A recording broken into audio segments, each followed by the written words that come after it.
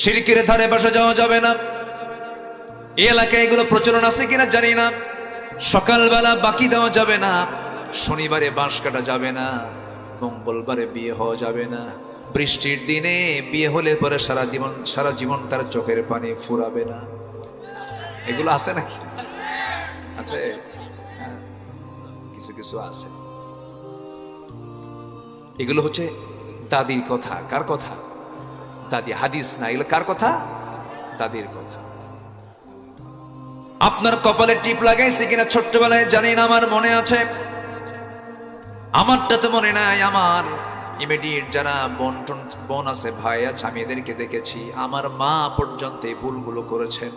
হয়তো দাদি বলে দিছে বদনজর থেকে বাঁচানোর জন্য কপালের কোনায় টিপ লাগায় দাও। কি আছে না নাই? আছে না নাই? এখনো লাগায় না? এখনো লাগায় দেয়। যদি আপনি বলেন টিপটা লাগাইছো কেন, বলে ফেলে বদনজর থেকে বাঁচার জন্য। কোন হাদিস এটা? সম্পূর্ণ শিরকের কাজ এটা।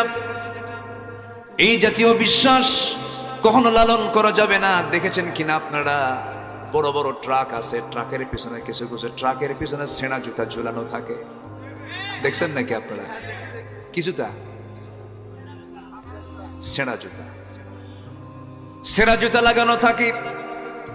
এই ছেঁড়া জুতা লাগানো হয়, ওরা ভাবে এই ছেঁড়া জুতা বদনজর থেকে বাঁচানোর জন্য। এই বিশ্বাস যার মধ্যে চলে আসবে তার মধ্যে শিরিক আছে না নাই? বদনজর থেকে বাঁচার জন্য চাইবো আমরা কার কাছে? আল্লাহর কাছে। এইরকম চিন্তাগত, কর্মগত, সামাজিক কিছু কুসংস্কারের মধ্যে শিরকের কাজ আছে। আল্লাহ ছাড়া কারো কাছে চাওয়া শিরকের কাজ। আবার ব্যক্তি হতাশ যখন হয়ে যায়, আমি কি করে খাবো, কি করব, আমি এটাও শিরক। এটা কি? শিরক। হতাশ হয়ে যাওয়া। ইমানদার কখনো হতাশ হবে না। রিজিকের বিষয়ে বান্দা কখনো হতাশ হবে না, কখনো টেনশন করবে না। কারণ আল্লাহ রাব্বুল আলামিন একমাত্র মানুষ যারা পৃথিবীর কোনো প্রাণীর জন্য খাদ্য গুদামের ব্যবস্থা করেন নাই। পৃথিবীর কোনো প্রাণী না খেয়ে মারা যায় না, কিন্তু একমাত্র মানুষ না খেয়ে মারা যায় আল্লাহর দোষে না বান্দার দোষে। না খেয়ে মারা যাচ্ছে, এখনো আধুনিক দুনিয়াতে মারা যাচ্ছে। সিরিয়ায় মারা যাচ্ছে, ফিলিস্তিনে মারা যাচ্ছে। ফিলিস্তিনের ছোট্ট ছোট্ট বাচ্চাগুলো কঙ্কাল সার হয়ে গেছে। তাদের চেহারাগুলো কি ফুটফুটে ফুটন্ত গোলাপের মতো চেহারা। খাবার নাই, হাড় চামড়া এক জায়গায় হয়ে গেছে। আকাশের দিকে তাকায় বলে, মালিক আল্লাহ, আমার মা নাই, বাবা নাই, ঘর নাই, বাড়ি নাই। শুনেছি তোমার দুনিয়ায় নাকি প্রায় 200 কোটি মুসলমান, কেউ তো আমাদের জন্য একটু খাবারও পাঠালো না। আল্লাহ, তোমার আদালতে বিচার দিলাম, এই সমস্ত মুসলমানদের বিচার তুমি আল্লাহ করবা। কি জবাব দিবেন? ওমা লাকুম লা তুকাতিলুনা ফি সাবিলিল্লাহ ওয়াল মুস্তাদআফিনা মিনার রিজাল। এই আয়াতটা কিছুক্ষণ পরে আসবে। আমার 12টা পয়েন্ট নিয়ে আমি কথা বলবো আজকে। মাত্র চলতেছে কয় নাম্বার? তাহলে বলেন এই মাহফিলটা হওয়া দরকার কয়দিন? সম্মানিত ভাইয়েরা, আমি খুবই আনন্দিত এই প্রত্যন্ত অঞ্চলে আপনারা এত রাত পর্যন্ত বসে আছেন, পিনপতন নীরব হয়ে কেউ উঠছেন না। বলি আলহামদুলিল্লাহ। ইসলামী রাষ্ট্র এবং সমাজ গঠনে আমার নবীজির পথ এবং পদ্ধতি, প্রথম হলো সমাজ থেকে শিরক দূর করে তাওহীদকে প্রতিষ্ঠা করা। জোরে বলি আল্লাহু আকবার। রাসূল কি তা করেন নাই? করেছেন। এর জন্য মার খেয়েছেন, মক্কা ছেড়েছেন। ক্ষমতা ছিল না বলে কাবার ভিতর থেকে রাখা 360টা মূর্তি তিনি সরাতে পারেন না, কিন্তু সরাইছিলেন মক্কা বিজয়ের আগে না মক্কা বিজয়ের পর? ইন্না ফাতাহনা লাকা ফাতহাম মুবিনা। সেই দিন তিনি সব মূর্তিগুলো সরিয়ে, জা আল হক ওয়া যাহাকাল বাতিল ইন্নাল বাতিলা কানা যাহুকা। সাইয়েদনা বেলাল কেঁদে কেঁদে ঢুকতেছিলেন ভিতরের দিকে। আমার নবীজি মক্কার মাটিতে একদিন থাকাকালীন একজন ব্যক্তির কাছে কাবার চাবি ছিল, ওসমান বিন তালহা। তাকে ডাক দিয়ে বলেন, ওসমান, আমার বড় শখ, আমি একটু ভিতরে যাব, আমি আল্লাহকে তৃপ্তি ভরে একটু সেজদা দেব। ওসমান বিন তালহা তখন মুশরিক, রাসূলকে একটা ধাক্কা মারছে, আমার নবীজি মুখ থুবড়ে পড়ে গেছেন। আমার নবীজি মুখ থুবড়ে পড়ে গিয়ে বললেন, ওসমান বিন তালহা, আজকে তোমাদের ক্ষমতার দাপটে আজকে আমাকে ধাক্কা মেরে ফেলে দিলা। তুমি কি জানো ওসমান, যে কাবার চাবি আজকে তোমার হাতে, ওই কাবার চাবি আল্লাহ তাআলা একদিন আমার হাতে তুলে দিবে। ওসমান বিন তালহা থরথর করে কাঁপে। আমার নবীজিকে আস্তে করে কানের মধ্যে মুখ ঢোকায় বলে, ভাই মুহাম্মদ শোনো, তোমার মুখ থেকে যদি যেহেতু এই কথা বের হয়েছে একদিন তোমার হাতে এই কাবার চাবি চলে আসবে, আমি তোমাকে কাবার চাবি দিতে পারি, কিন্তু আবু জেলের কানে যেন এই তথ্য নিউজটা না যায়। ঠিক আছে, যাবে না। আমার নবীজি চট করে তার কাছ থেকে কাবার চাবিটা নিয়ে নিলেন। কাবার চাবি নিয়ে কাবার দরজার তালা তিনি খুললেন, ভিতরে ঢুকে পড়লেন। ভিতরে ঢুকেই তার মেজাজটা খারাপ হলো। দেখতে পেলেন একটা দুইটা নয়, 360টা মূর্তি সাজানো আছে। আমার নবীজি এই দৃশ্যগুলো দেখে আমার নবীজির দেহে যে রক্ত আছে, সেই রক্তের মধ্যে ইব্রাহিমের রক্ত আছে না নাই, ইসমাইলের রক্ত আছে না নাই। রেগে গেলেন, খেপে গেলেন, মনে মনে ভাবলেন সমস্ত মূর্তিগুলোকে ভেঙ্গে চুরমার করে সব আল্লাহর ঘর থেকে বের করে দেব, কিন্তু পারলেন না। কারণ না পারার কারণ হলো সব ছিল, কিন্তু আমার নবীর কাছে রাষ্ট্র ক্ষমতা ছিল না। রাষ্ট্র ক্ষমতা ছাড়া কি এগুলো সরানো সম্ভব নাকি? সম্ভব না। আমার নবীজি পারলেন না। আমার নবীজি 13টা বছর ওই কাবার ভিতরে মূর্তি রেখেই তিনি সেজদা দিয়েছেন, বাধ্য হয়েছেন তিনি। কিন্তু তিনি দোয়া করেছেন, রব্বি আদখিলনি মুদখালা সিদকিন ওয়া আখরিজনি মুখরাজা সিদকিন ওয়াজআল লি মিন লাদুনকা সুলতানান নাসীরা। জোরে বলুন আল্লাহু আকবার। আল্লাহ তুমি আমাকে রাষ্ট্রীয় ক্ষমতা দিয়ে দাও। আমার নবীজি মক্কায় টিকতে পারলেন না, মদিনার দিকে চলে এলেন। মক্কার কুরাইশরা থেমে থাকলো না, বদর যুদ্ধের উস্কানি দেওয়া শুরু করলো। বদর চলে এলো, হুদ চলে এলো, সাহাবীদের জীবন চলে গেল। আমার নবীজির সামনের দুটো দাঁত ভেঙে গেল। দিন কায়েমের সংগ্রাম করতে গিয়ে তায়েফে রক্ত ঝরালেন, মক্কার মাটিতে রক্ত ঝরালেন, মদিনায় চলে আসলেন, উহুদে গিয়ে দুটো দাঁত হারালেন। আমার নবীজি উহুদের দাঁত হারানোর পরের দিন থেকে মৃত্যুর দিন পর্যন্ত সুস্পষ্ট করে কথা বলতে পারতেন না, সামনের দুটো দাঁত তো নাই। আমার নবীজি যখন মারা যাবেন, আম্মা জান আয়েশাকে লক্ষ্য করে বলছেন, আয়েশা রে, আমি দুনিয়া থেকে বিদায় হতেছি, আমি তো কোমরটাকে সোজা করতে পারি না। ওরে আয়েশা, খন্দকে আমার কোমরটা চলে গেছে, উহুদে আমার দাঁতটা চলে গেছে। ওরে আয়েশা, আমি আজকে দুনিয়া থেকে বিদায় হতেছি, আমার উম্মতকে জানিয়ে দিবে, আমার উম্মতরা যেন কখনো 5 ওয়াক্ত নামাজ না ছেড়ে দেয়। জোরে কোন সুবহানাল্লাহ। নবীজি সবসময় স্মরণ করেছেন কাদের কথা? বলেন কাদের কথা? আমাদের কথা স্মরণ করেছেন। এই জন্য আমাদের উচিত সবার আগে স্মরণ করব কাকে? আসতে বলবেন না কাকে। নাম্বার 2 হচ্ছেন মুহাম্মদ সাল্লাল্লাহু আলাইহি ওয়াসাল্লামকে। আমার বন্ধুগণ, তাওহীদ প্রতিষ্ঠার আন্দোলন করতে গিয়ে সমাজ থেকে শিরিক দূর করার জন্য তিনি মক্কায় টিকতে পারলেন না, মদিনায় চলে গেলেন। 13 বছর মক্কায় কাটলো, মদিনায় 10 বছর কাটলো। মূল লক্ষ্য ছিল একটাই, সেটা হলো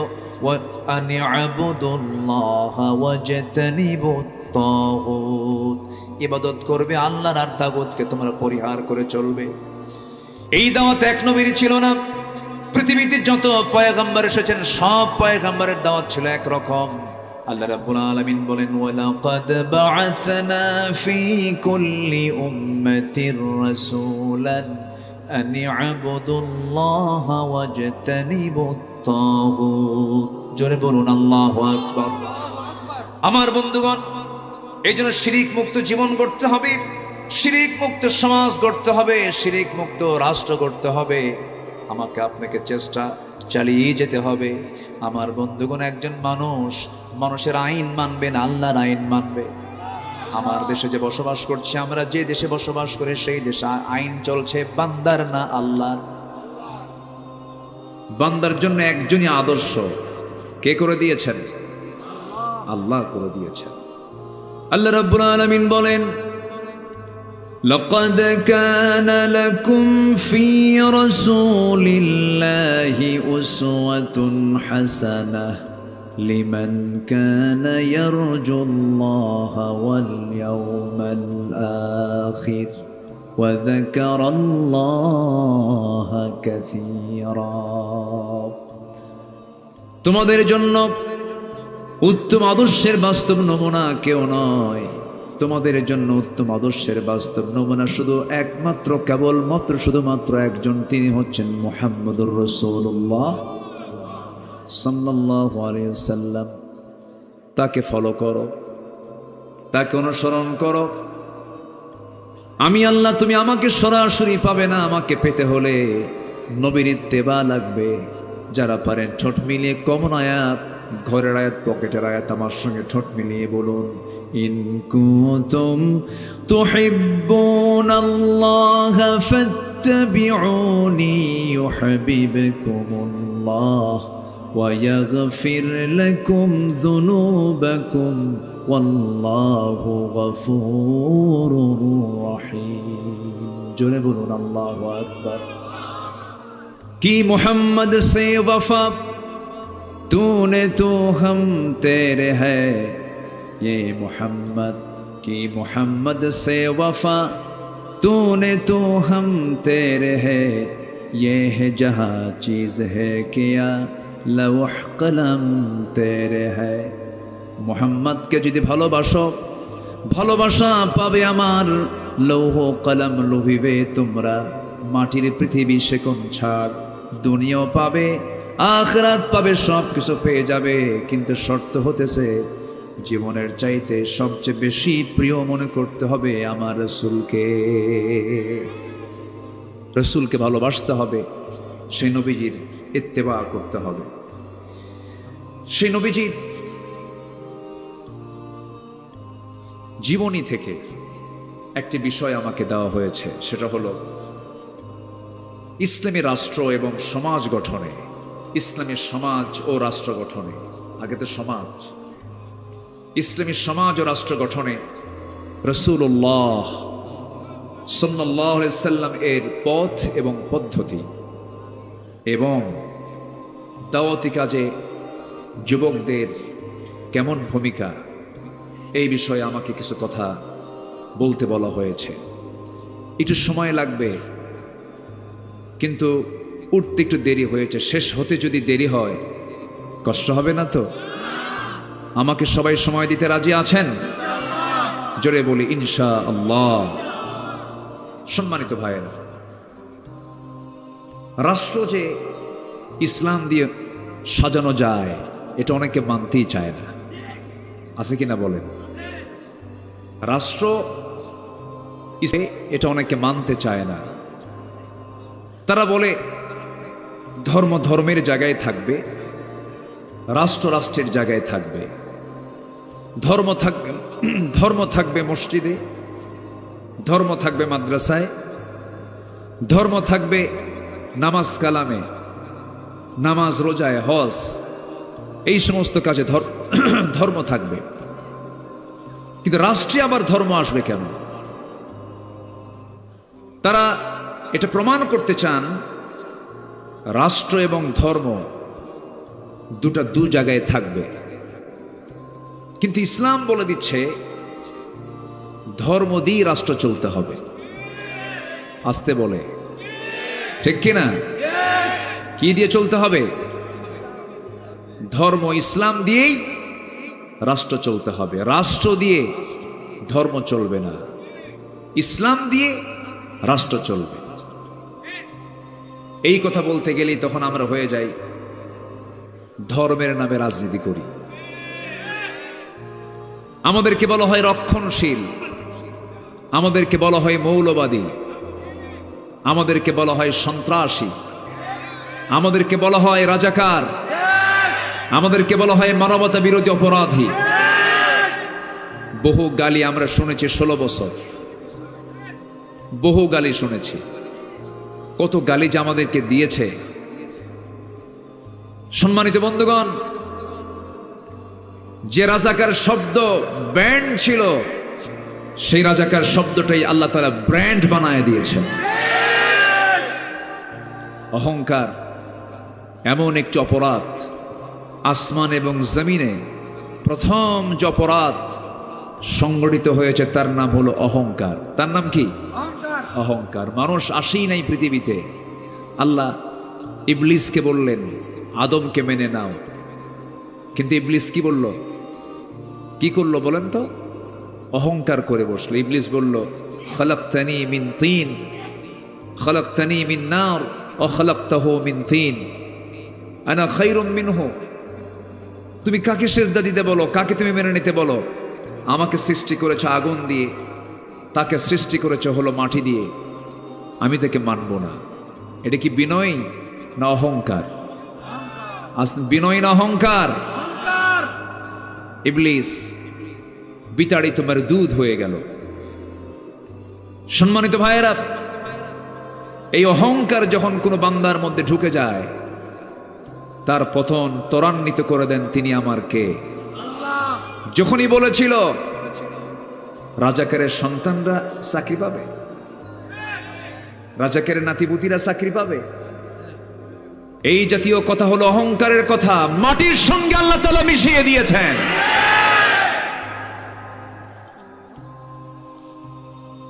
অনেকে বলতো না মরা পর্যন্ত উপায় নাই, বলতো না? 2021, 2041, ভিশন 21, আবার বলল 2041, কিন্তু 24ই শেষ। 24ই শেষ।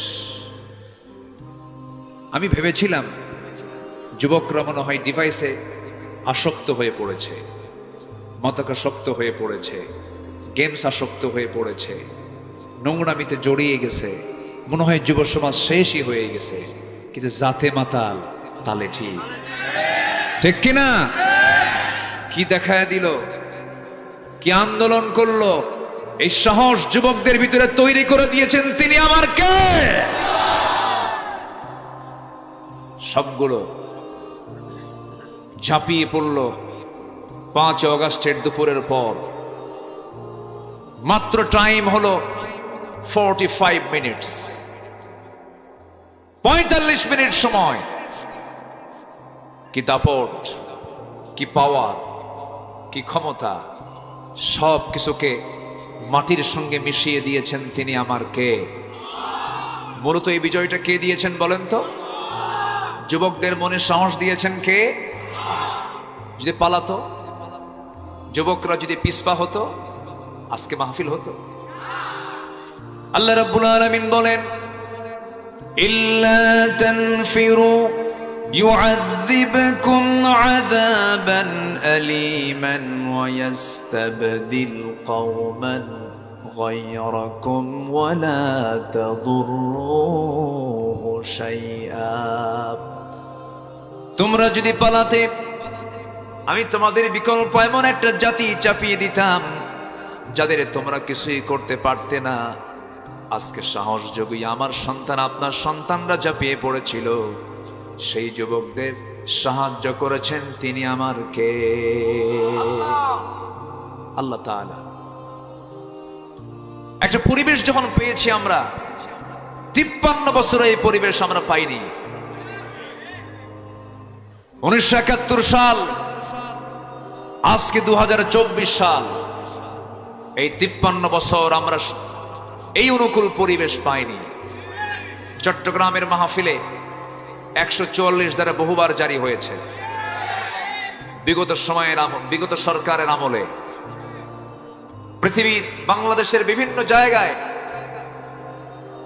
ইসলাম বিরোধী চক্র বিভিন্ন সময় ষড়যন্ত্র করেছে, কিন্তু 2024 সালের 5 অগাস্টের পর আমরা যে পরিবেশটা পেয়েছি, এই পরিবেশকে আমার আপনার কাজে লাগাতে হবে। এই 53 বছরে কেউ দেশ চালিয়েছে 25 বছর, কেউ চালিয়েছে 16 বছর, কেউ চালিয়েছে 9 বছর, মাঝখান দিয়া মঈনুদ্দিন ফখরুদ্দিনরা চালাইছে কয়েক বছর। সব দেখা শেষ। আগামীর দেশ আমরা দেখতে চাই ইসলামের দেশ, কোরআনের দেশ। রাজি আছেন কারা কারা? হাত উঁচু করে দেখা।